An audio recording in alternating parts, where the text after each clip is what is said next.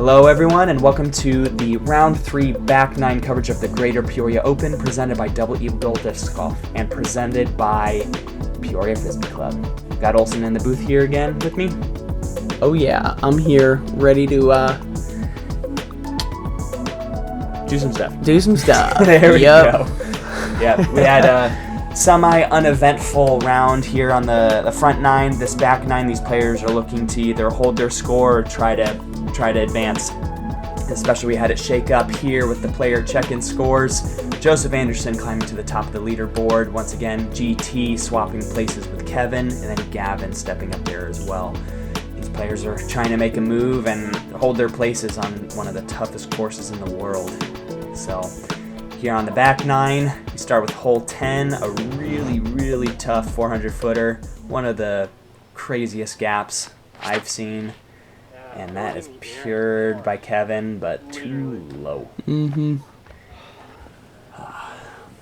Once again, just a really hard layout from Olsen and my perspective. This is a layout that we very rarely play. Both have knowledge and awareness of the course, but you know, we don't have a whole lot of advice to give. We just watch what the players do, just like you, and admire. Yeah. Give input where input can be given and let you guys just see the rest. Yeah. At this point, we'd probably be better off just trying to make jokes, make comedy. I can make that happen. Make it happen, Captain. Yep. All right, Connor putting that up. Oh, that one branch there is keeping him from actually being in a very birdieable position. That is tough.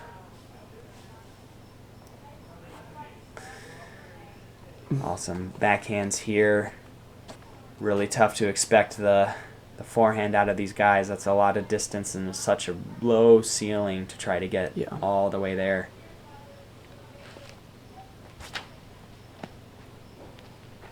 That's one of the ways to do it, though. Going left. A little too straight, but... Been seeing a common miss from Paul. Things are a little either over-hyzered or just not quite turning over. And a decent upshot from Kevin. Putting it close enough, he'll make a birdie putt there. Yeah, if you just get the gap and you're not close enough, you're just trying to pitch it up there. Oh, looks like... Oh, wow. Had a... GT, that's a great run there, and he had a really nice shot shape on his drive, too. He threw it a little low, but just absolutely put his disc out there on hyzer and trusted it to flip up a little bit and got him just right in the middle of the fairway there. But what an attempt at just a really impressive birdie there from GT. And then a disc poking out of the woods there, and out comes Paul after it. Good putt there from Connor. But yeah, I actually take back what I said, you know, GT's excellent run there. I was just saying players are just laying up from that distance, but not GT trying to gain some more separation between him and Kevin. I think he's still trying to compete with Joseph Anderson at this point, trying to stay in stride with him.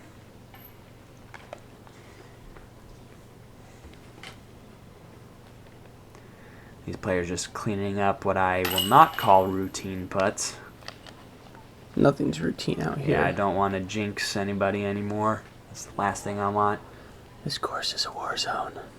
It is. A mental war zone, and a war zone that very few amateurs such as ourselves have ever dealt with in our lives, especially in the competitive realm. I've had one experience, and it resulted in a 21 over par, so I've got very little valuable input to go here. All right, a nice, powerful forehand hole here. Hole 11, 380 feet. This one is kind of what you're wanting to do. Kevin does, but he just leaves it a little early. You've got to get something with a little bit of flip up. It's hard to have something that's straight enough with no turn that won't just hyzer too far to the right. Very demanding shot. A backhand can get there. We'll see if one of our players here can execute.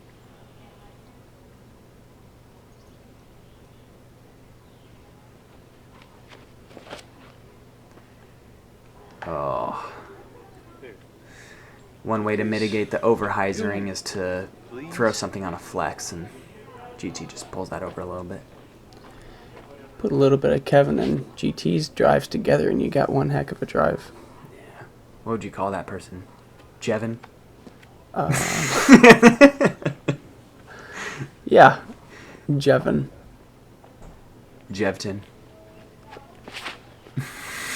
All right, we're done. KT. KT. Wow. Great shot, Paul. KK. KKJT. GT. All right, now we're done. Now we're done. Moving on. For real. How about we just watch Paul just put some trust in this disc and let her fly. Yeah, we just glazed over Connor's drive. I think that was perfection. Trying to create the best disc golfer here, a hybrid of two players, and that is fun to watch. Those understable turnovers that like move slightly to the left before they hit flat and then start turning over and moving back to the right. It's just one of the most. On some big hyzer and you think that they're gonna stable up and maybe fade early, but they just have that slow steady turn. Very late turn. Yeah. That's what's needed on this hole for the backhand. Kevin almost sacrificing the hand, puts it very close. That's going to work its way up to the pin. That's a good shot. Let's see. Oh my goodness. What a bid from Paul. I guess that's a place you need to be to make putts. You missed it, Olsen, but on round 1, Gavin Rathbun canned a putt from over there too. And GT leaving it just a little bit low, wondering what's going on. Good bit of downhill from that spot, though, to get a little extra flight out of it, but still. And fast green here. I love the little vertical and just drop after the peak from Connor's putt. That is just a really good putt. And what a bird. What a bird. 10 and 11, very rarely birdied. 11 even more so than 10. Connor was one of 3. We had Brandon Hauer and Thomas Earhart as well, carting the birds here on hole 11. Everyone else here just tapping out some pars from what I see. We're going to move on to the hardest hole on the hardest course ever created. Yes. As far as we are concerned. GT doing some routine basket inspection. But yeah, hardest hole, a 1050-foot par 5. Most argue a par 6. You're just trying to bomb and then bomb and then bomb while not hitting a tree like Connor just did. Yeah. We don't need to explain that is not ideal. No, we've all seen it. Like I said before, no flyovers here of Northwood Black. If you guys want to see what the course looks like, go over to the Jomez coverage. There's plenty of it. You'll see how impossible some of these holes are, including this one. I say it's impossible. It's a really great par to get. Looked like Kevin was going to get some decent distance from that, and there his disc is coming back towards him from some Plinko action. Mm-hmm. Honestly, two relatively similar shots between hole 11's tee shot and hole 12's tee shot will actually work pretty well.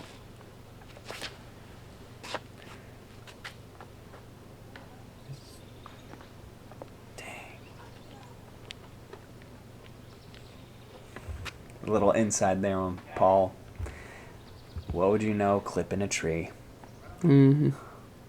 If I were to guess, is GT going to clip a tree? He's inside. Probably a couple. And he clipped a tree. If you just close your eyes while you're out here on this course, you'll just hear a big knock about once every 10 seconds. It's melodious. At least one knock at a time. Oh, and that's really tough for Connor. He puts that straight. This fairway is continuously bending right, and he punches it, I think, into the rough on the left-hand side of this fairway. That's going to be tough to scramble from. Oh, did he drop down and troll territory. Actually, we've all seen the next shot. He drops down onto the bridge. Onto the bridge. Onto the bridge. Yep, that's our And if our you- little intro scene. Exactly, shot. yeah. So we'll see how he executes it. And what a shot from Kevin. Yeah. That was amazing to get across the bridge. People are hoping that they get across the bridge in a good spot where they can actually execute a third shot. That usually marks a really good chance for a par. GT, he puts it over there, but I believe he's going to be right side, and it's going to be tough to recover from there. Okay, looks like Connor's in a better spot than I thought.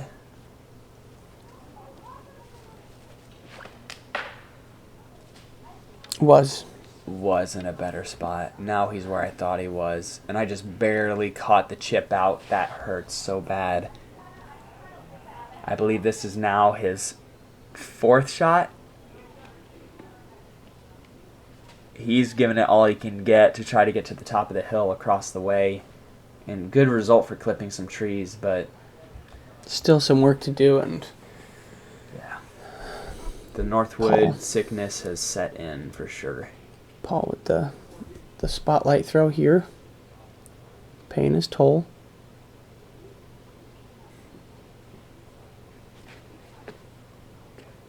But he's not having to pay much. He's getting a credit Yeah, Paul. because that was an amazing shot. Yeah, I think the troll's gonna let him by on that one. That one's pretty good shot there. It's hard to keep one, let alone straight from that far, but also throwing uphill the whole way. That was just a great shot all around from Paul. All the troll asked was what was his favorite Yeah. color. And keeping his hand above the railing on the bridge the yeah, entire no, time. yeah, like, that would be in my head all the time. yeah, Same here with GT, just trying to not rack his hand on the tree with the forehand. He gets it up to the top. Yeah, that's well executed. That's not easy from where he was.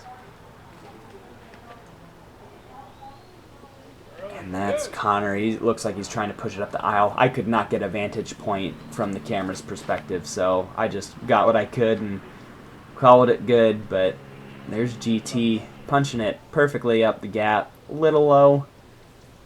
man, this hole is like, they took what used to be 2 par 3s and just Yeah. put them together, Let's- and they're like, we'll call it a par 5. Let's talk about it. So, if I were to talk a little bit of game while these guys are finishing out this hole, I hosted our Peoria Frisbee Club, one of the hosting clubs here for the GPO event.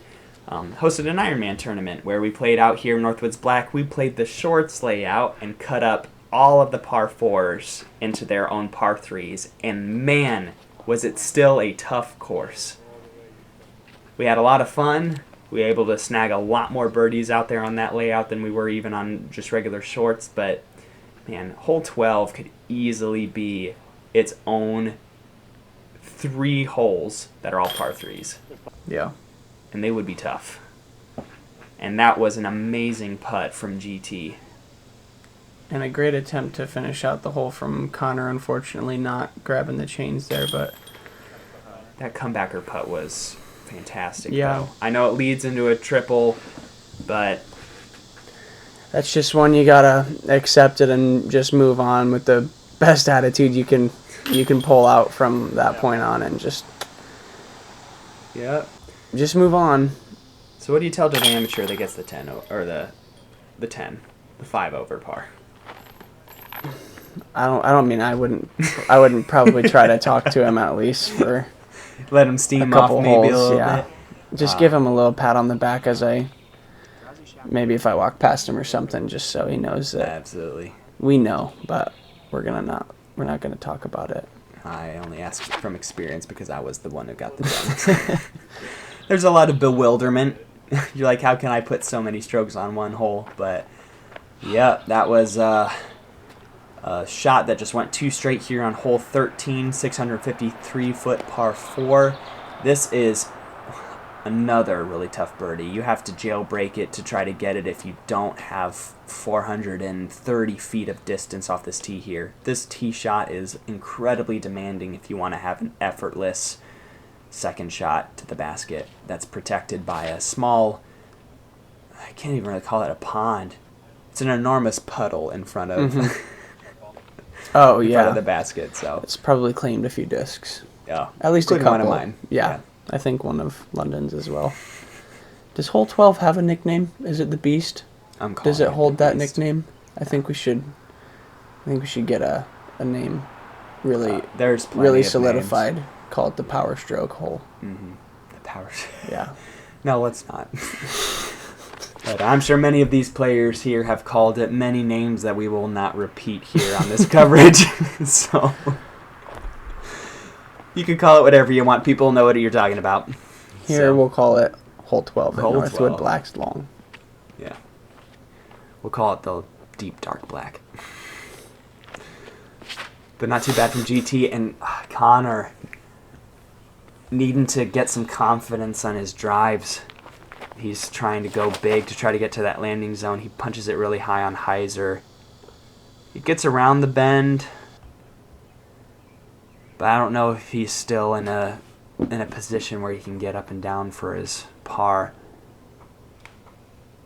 That's that little pine tree. You got a snake pass to get up there. Yep, Connor up here, just punching it safe.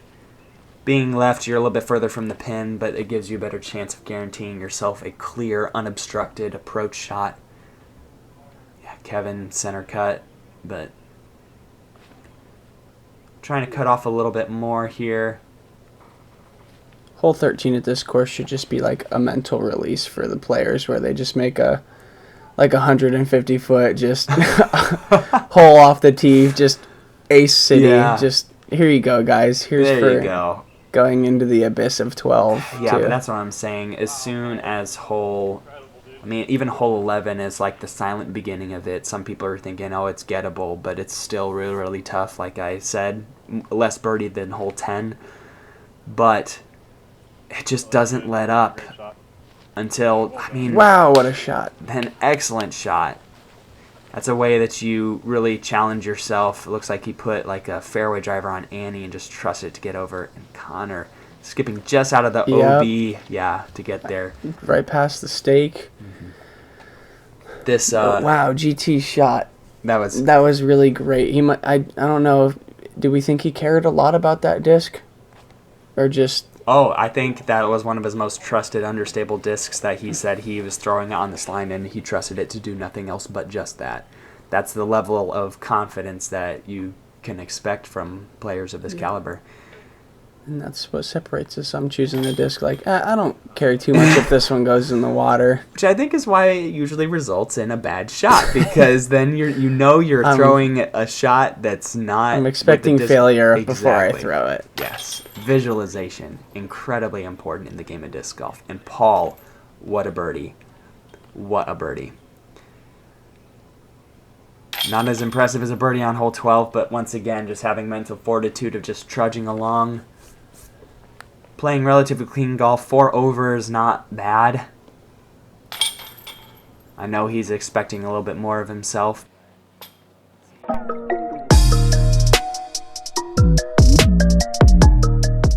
Great Lakes Disc, located in Grand Rapids, Michigan, is a fully stocked retail disc golf store that fulfills all of your disc golf needs. We carry all of the major manufacturers, accessories, and offer player and event sponsorship, along with tournament payout assistance. To learn more about Great Lakes Disc, visit greatlakesdisc.com. Yeah, while we had that commercial break, thank you to Great Lakes for sponsoring this event and also this coverage. We're just mulling over hole 12 stats, once again coming in at 1.37 strokes over par. Tough hole. Olson's giving me some eyebrows. This is a chase card check-in right here.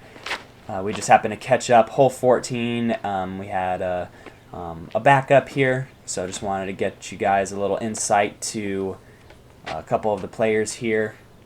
So this is Zach Finwell teeing off now here in the red shirt. We just watched Gavin chunk a tree right off the tee.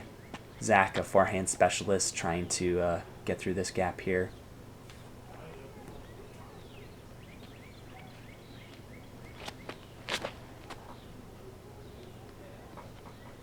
absolutely peering it. Wow, that was a great shot. Yep. And first on the tee there with the green shirt was Colin Thompson. And this is Danny Beauchamp. Debo! Yep, piping that one up there. He got up there almost to that bend, which from this tee is like 430 feet.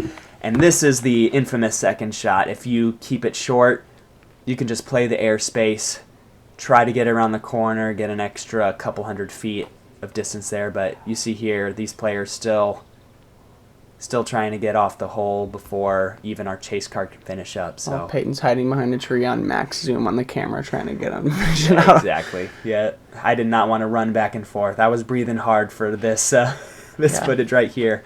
But we're back with the lead card. Paul leading off first, hitting that tree that you just need to miss. Just want to get around. To get up there, yep.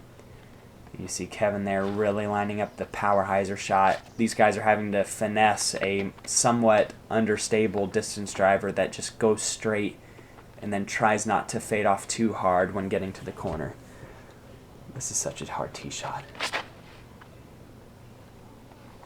It has definitely opened up considerably since the course was first opened in 2021. Every single year, we have Kip Toffer, the course designer, and Dave Messer, our master volunteer. Give him a good shout out. He spotted for the first round as well. Are always trying to take some unfriendly foliage out of each one of the fairways that deserves it, and this is one of those holes that deserves it because this is a challenging tee shot, and I think GT got through. He did clip that branch right there. Yeah, some of these guys having a chance to really get around the corner for the second shot, which is key if you want to get a birdie here.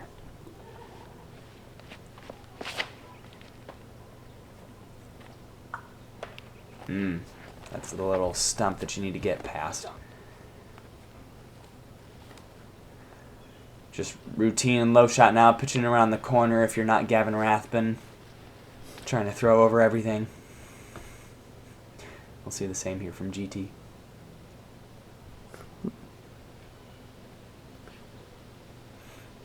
Yeah, I wasn't sure if he was able to get any walking space there, but I was going to say trying to get as much distance as possible out of what looked like a very uncomfortable stance, so it looked like he didn't do too bad at that. This is not our first patent pending we've seen from GT too, and he can execute those shots really well. And we have Paul going for the over-the-top shot. It's a little bit closer to the bend, so we can expect a little bit more consistency around that, and I think he's in a good spot after that. Hard to see where it lands from there. Yeah, got a nice I know. candid of the tree. Kevin getting aggressive. A little too aggressive. Turn that over a little too much. That's me. And then, yeah. Yeah, any errant shot is either one of us. Yeah. If it's not you, it's me. Wanting to put it on so much power on a hyzer, you end up falling backwards, pulling an Annie, like, turned over into the ground, and you're like, well, Yep, from one extreme to the other. exactly. And this shot, I mean, these next series of shots is crazy to expect so much of these players. Once you get around the bend, it's still like another 500 feet to get to the pin. Like from here, I imagine this is a 430-foot shot coming from Paul, and he laces that. I did not get a Bushnell rangefinder on that, but I think this is the hole that I think I had about 500 feet to go, and I just threw my turn on some hyzer and just tried to get as much just a money shot, like as much luck as possible, like just send it and hope it can fight through. exactly. And it's crazy. Oh, here's wow. ace run. Oh, I say ace run, field ace. But yeah, throw in birdie expectation there. Or is that eagle? I forget. I lost track of throws like shortly before we crossed the bend. So, Connor, a little bit early release here. I'll mention, like, we just passed through a grove of really young trees, and those trees are just going to get bigger year after year. This fairway is just going to tighten up every single year. Gonna start seeing rollers. Look at that. Excellent circle 2 putt from Connor. Like Yeah. I said, this guy is rocking the greens. Rocking them. I'm excited to see more of Connor in future years. He's got an excellent putt on him. I was really hoping if we could get a little bit more of him, he might be able to pure some lines and put the putts together. But We'll see him again. great birdie from Paul. Great birdie. I think now we're going to shift over to GT. Oh man. Nearly giving it a field ace run, and now... Just not getting a whole lot of reward from that. And that's the tough part. That's the sucky part about disc golf. You try to give it a chance to really get in there, and you give it an admirable bid.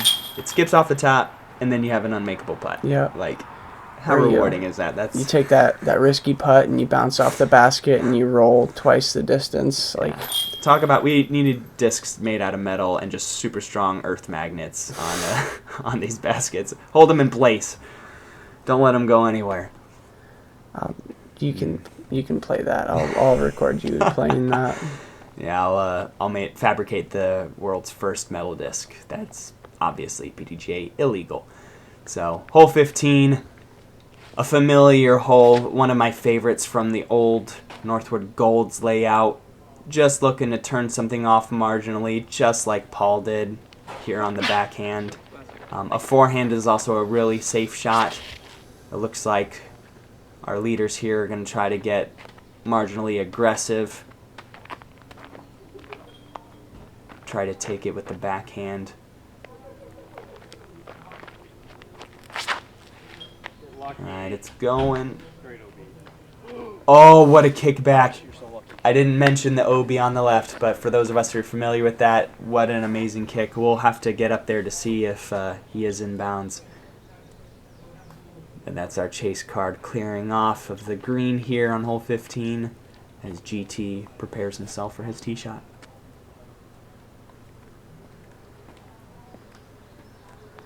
Just a little production thank you for everyone who decided to sponsor the GPO event this year, raising record-breaking amounts of funds for St. Jude.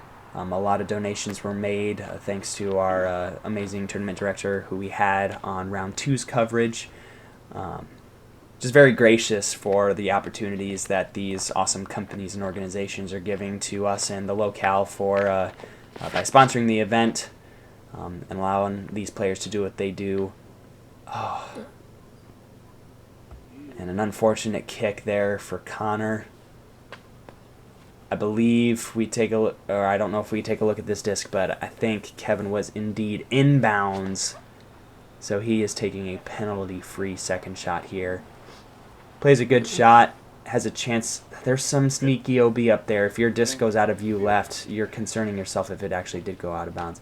You see here, that is 1 inch out of bounds. Oh, that's devastating. Connor just giving a rip. Throws a laced forehand. Look at that, 25 feet from the basket. Can't complain about that.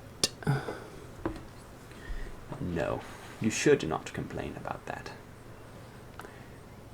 Oh no. And another, and that goes OB for Paul. Was that OB over there? There's OB, the full length of this hole. I know that. I thought that this hole, there's a kind of a jut out where... There's a jut out it right does there, kinda just short of open that up. yellow disc, yes, and then it juts, or it opens back up right where GT landed, so... So he was out of bounds right here? He is out of bounds right here, yep.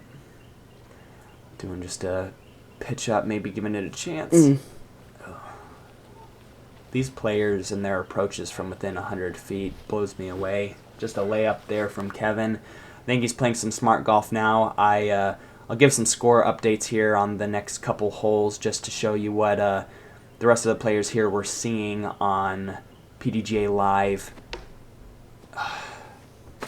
GT needed to get through there and to stay in contention. I think he's going to be working hard for a par here.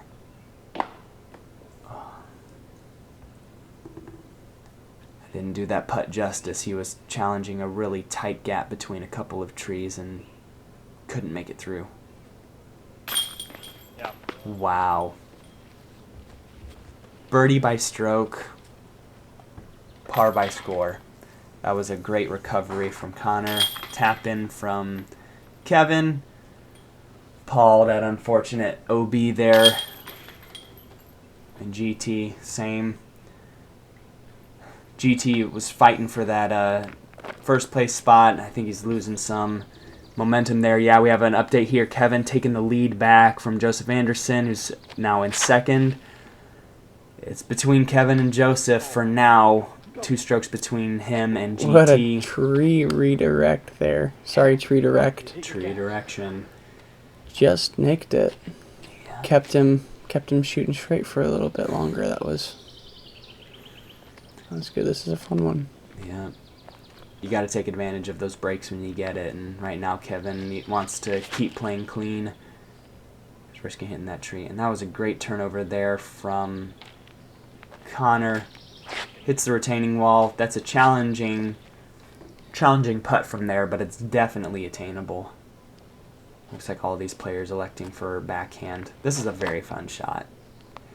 If I have some putters to donate, I would love to just come out here with like 5 or 6 of my straightest putters and just sling them down this hill.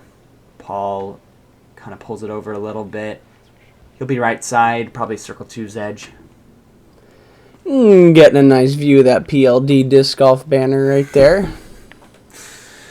Thanks to Peyton Drake for all his hard work and running around with this camera all by his lonesome and doing his best to get some good coverage for us. He sounds like a strange guy. He's all right, but Only thanks. weirdos running around with their cameras all by themselves. In the woods. In the woods. Taking videos of people. Hiding behind trees. Oh, what a bid. What a bid. That was a little bit further than that circle, too, than I originally thought it was. And Kevin, actually here in the creek, playing from the casual water. He's taking the risk, letting his feet get soaked so that he can try to make this putt. Oh.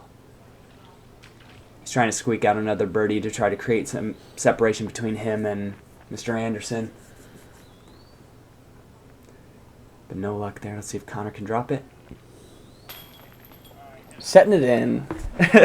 Like I'm saying, dude, like, do you not agree? He's just lighting it up from the green.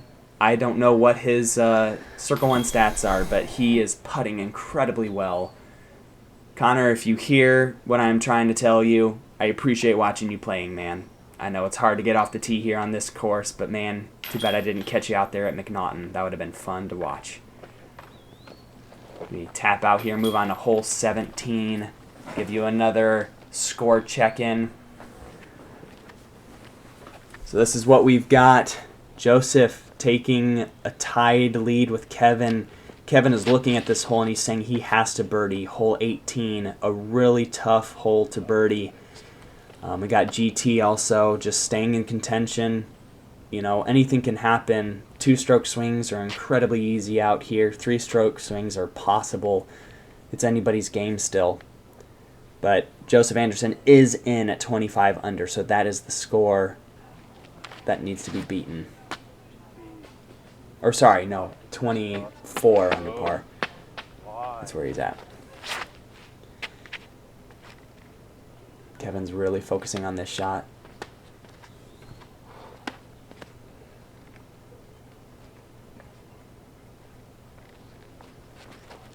Throws it into the air. It's a good tone over. Oh, and it's holding. And that is just right of the basket. Circle 1. Chance for a birdie there. That's what he needs.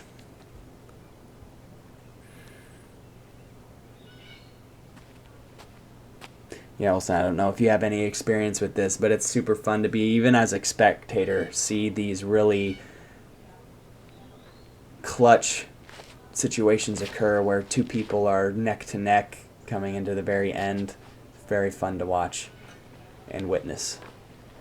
A good shot from Paul there. He put himself in Circles. Reach. Short. GT putting that one up. Putting himself close to where Kevin is. The bridged hole. Similar to hole 16's, but Connor lets it crawl over.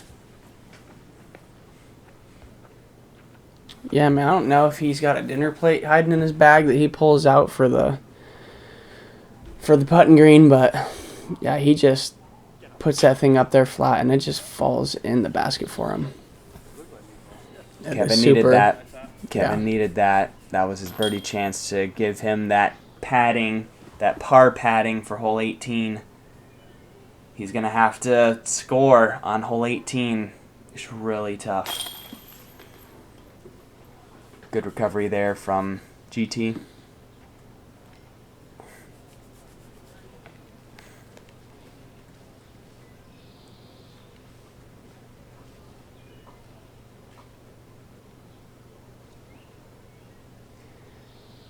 Paul cleaning up here.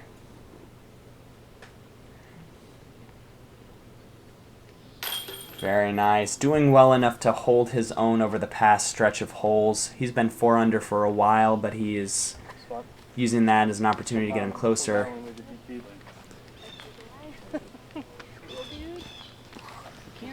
He wanted to punch the camera.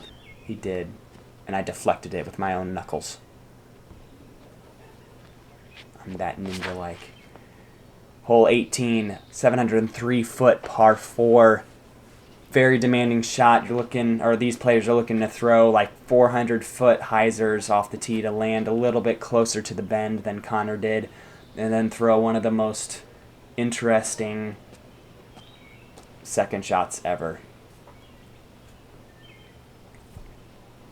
I think this is a shot that most players have in their bag. Off the tee here, just putting something that doesn't change angle on that baby hyzer and let the disc do the work for them, just like Paul's doing here. That might be a little too left, but trying to do this and then execute their second shot. You just need to hit this gap, hit your line, and get down the fairway.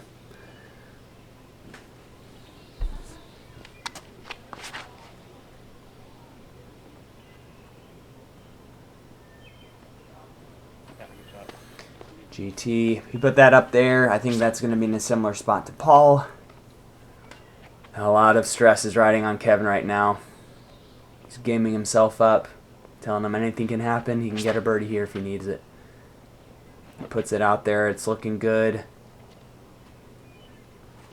Nice and straight. He's in a very similar spot to Connor.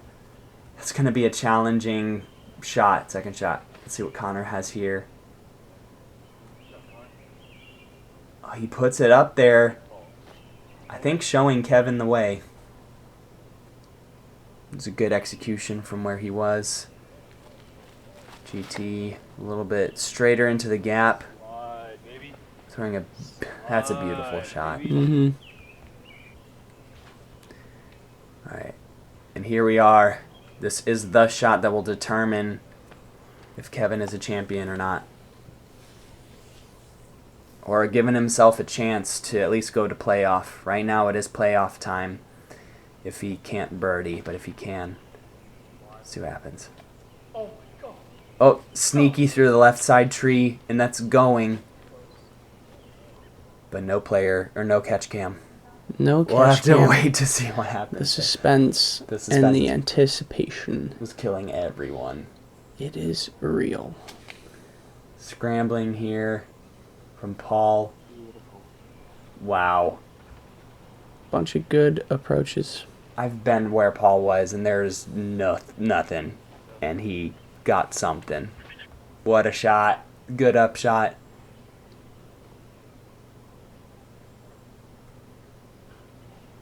Alright, work some magic, Connor. Close it out on a good note.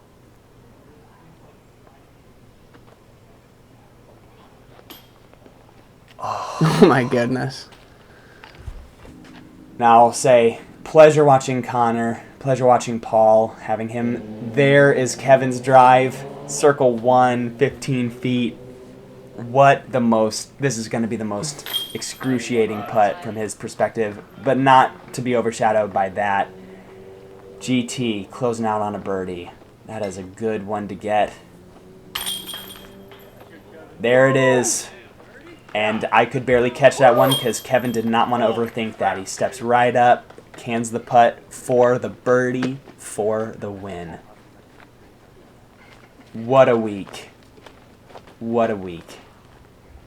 Well, 12 down, 1 down. That's what decides what happens here in Northwood Black. It's a matter of 1 stroke.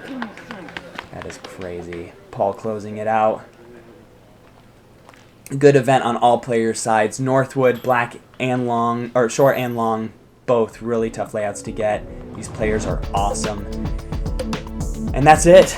That's all she wrote. that's it. The fat lady is singing. Yes. Kevin taking it, our champion, our 2023 GPO champion. Fun to watch, fun to put together. Congratulations. Thank you guys so very much for watching. I hope you guys tune in for more of my coverage here out on the channel. Please subscribe. Your guys' support always helps. And I look forward to being able to produce more local footage. I'll get Olsen on the coverage a little bit more. We'll see what happens with the 3rd annual fling out of Double Horseshoe Farm. Oh, yeah. Hope to be there, and we'll see you on the next one, guys. Thank you so much, guys. Have a good one. Catch you next time.